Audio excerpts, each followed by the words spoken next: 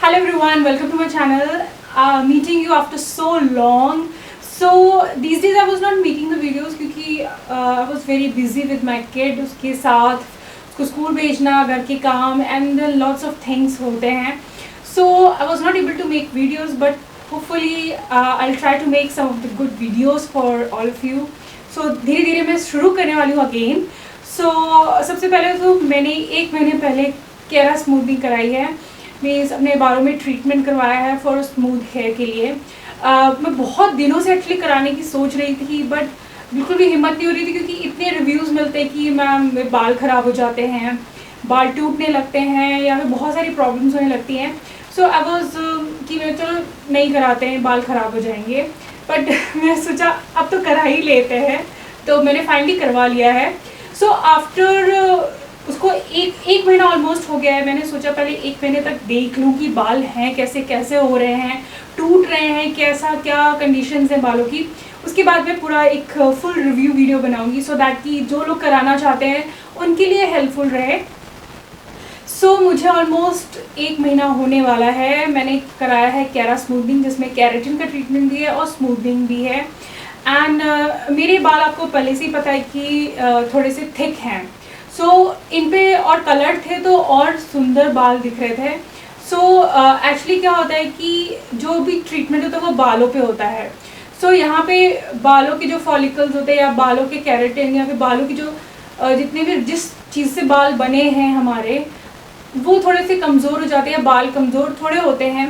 अगर आपके थिक बाल हैं, मोटे बाल हैं, तो आप आराम से करवा सकते हैं. मीन्स ऐसे डेंसिटी में नहीं, बट इंडिविजुअल हेयर आपके अगर मोटे हैं तो वो थोड़ा सा ट्रीटमेंट को सह लेंगे. अगर आपके ऑलरेडी बहुत ही पतले फाइन बाल हैं तो आपके बाल और ज़्यादा, क्योंकि ट्रीटमेंट में बाल थोड़े से पतले और हो जाते हैं, इनकी जो सिंगल जो लेंथ होती है या सिंगल हेयर होते हैं उन पे काफ़ी ट्रीटमेंट होता है. तो इसलिए अगर आपके बाल बहुत ज़्यादा पतले हैं तो आप ट्रीटमेंट ना कराएं.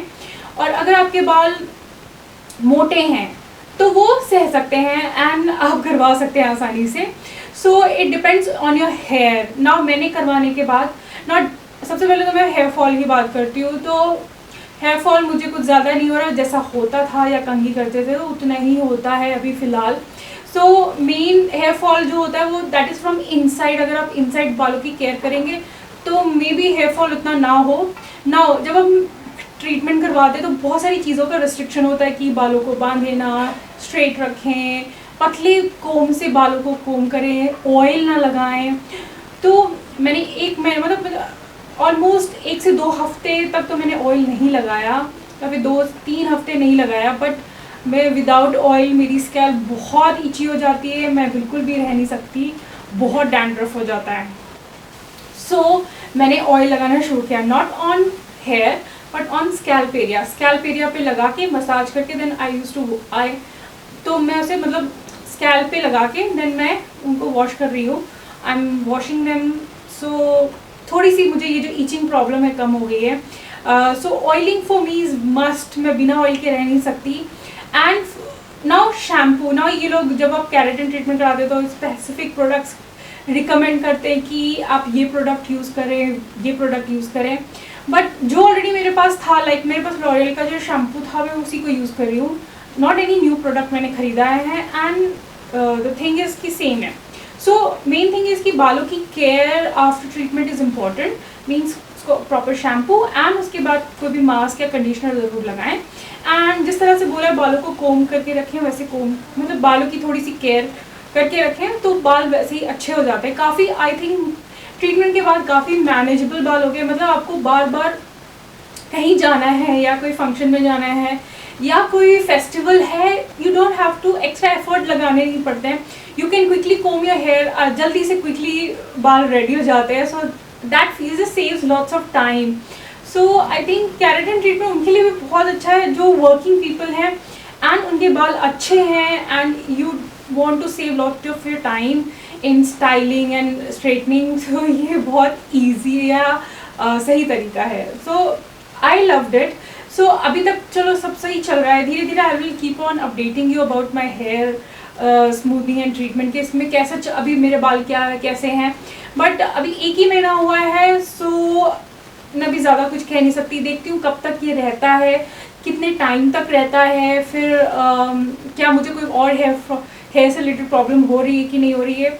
सो हेयर से रिलेटेड मुझे एक ही प्रॉब्लम ऑलरेडी वो बचपन से, मतलब बहुत टाइम से है, वो है डैंड्रफ, और वो कभी नहीं जाता कितना भी कुछ भी कर लो। बेस्ट मेरा जो ट्रीटमेंट होता है वो होता है कि ऑयल करके शैम्पू करने से I get lot of relief, and मैं हफ्ते में 2 बार तो ऐसा कर ही लेती हूँ, जिससे कि ज़्यादा डैंड्रफ नहीं होता है, एंड बाल और मेरे जो है स्कैल्प होती है वो क्लीन रहती है। So these are things which I follow. But हाँ, शैम्पू के बाद कंडीशनर या फिर शैम्पू, हेयर मास्क ज़रूर लगाते हैं, and after washing the hair serum ज़रूर लगाएं। सो ये 3 स्टेप ज़रूर फॉलो करें, शैम्पू, कंडीशनर या फिर mask and hair serum. So 3 steps follow करना बहुत ज़रूरी है to keep your hair healthy, smooth and frizz free. तो ये चीज़ें ज़रूर फॉलो करें, which I use to follow earlier also and now also. So ये थे माई फ्यू रिव्यूज़। नाउ अगर आपको भी कुछ कराना है या केराटिन ट्रीटमेंट या कोई भी ट्रीटमेंट करवाना है, सो पहले तो आप थोड़ा सा देख लो कि आपके बाल कैसे हैं, and then you can easily go for it.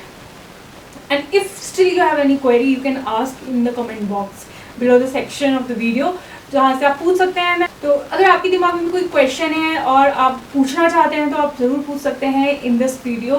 I will definitely answer them, and that's all for the today's video. Thanks for watching and see in my next video, and do comment आपको कौन से recent videos चाहिए, so that I will try to make it. So love you all, take care everyone, bye.